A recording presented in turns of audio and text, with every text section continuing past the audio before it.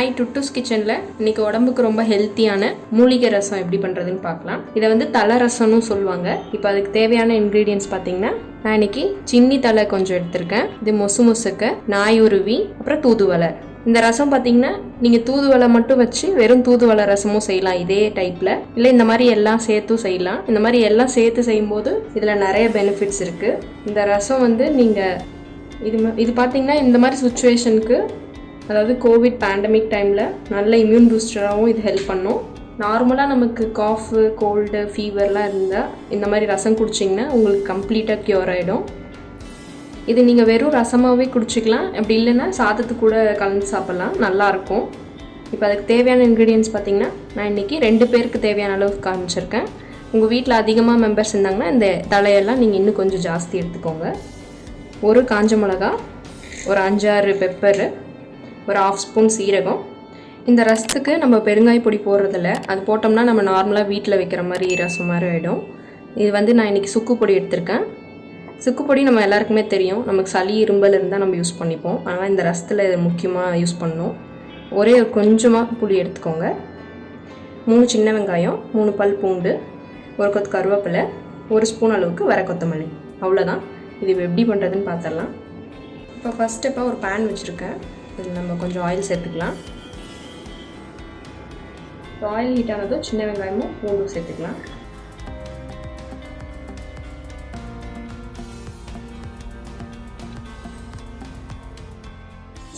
பூண்டு வெங்காயம் வதங்கினதும் வர கொத்தமல்லி, இது கூடவே பெப்பர், சீரகம், காஞ்ச மிளகா. இதை ஃபஸ்ட்டு லைட்டாக வதக்கிக்கோங்க. இப்போ இது கூடவே நம்ம எடுத்து வச்சுருந்த பொடி, சுக்கு பொடி, இது ஒரு பரட்டிட்டு நம்ம இலையை ஆட் பண்ணிடலாம். இப்போ நம்ம எடுத்து வச்சுருந்த எல்லா தலைகளும் சேர்த்துக்கலாம்.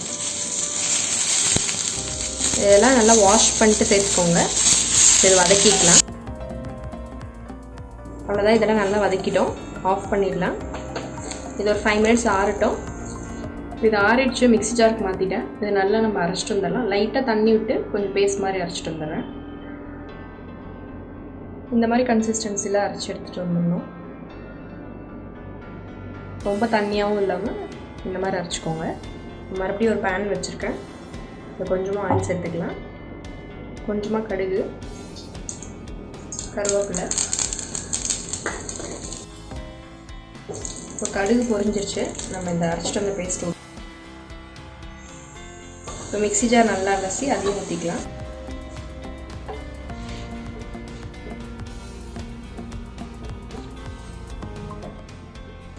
இப்போ இதை நல்லா அலசி திரும்ப ஊற்றிக்கலாம். இது பார்த்திங்கன்னா உங்களுக்கு ரசம் எவ்வளோ கன்சிஸ்டன்சி எந்த மாதிரி வேணுமோ அந்தளவுக்கு தண்ணி ஊற்றிக்கோங்க. நான் இன்றைக்கி 2 பேருக்குன்றனால கம்மியாக வச்சுருக்கேன்.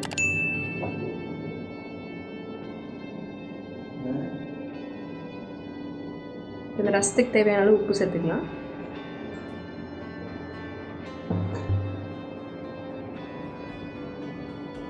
இப்போ அவ்வளோதான், ரசம் ரெடி ஆயிடுச்சு.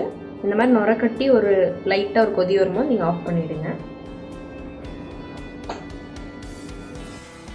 இந்த வீடியோ யூஸ்ஃபுல்லாக இருக்கும் நம்புகிறேன். தொடர்ந்து நம்ம சேனலை சப்போர்ட் பண்ணுங்கள். உங்கள் டவுட்ஸை கமெண்ட்டில் கேளுங்க. டுட்டூஸ் கிச்சனை லைக் பண்ணுங்கள், ஃப்ரெண்ட்ஸ் அண்ட் ஃபேமிலிக்கு ஷேர் பண்ணுங்கள், அப்படியே சப்ஸ்கிரைப் பண்ணிக்கோங்க.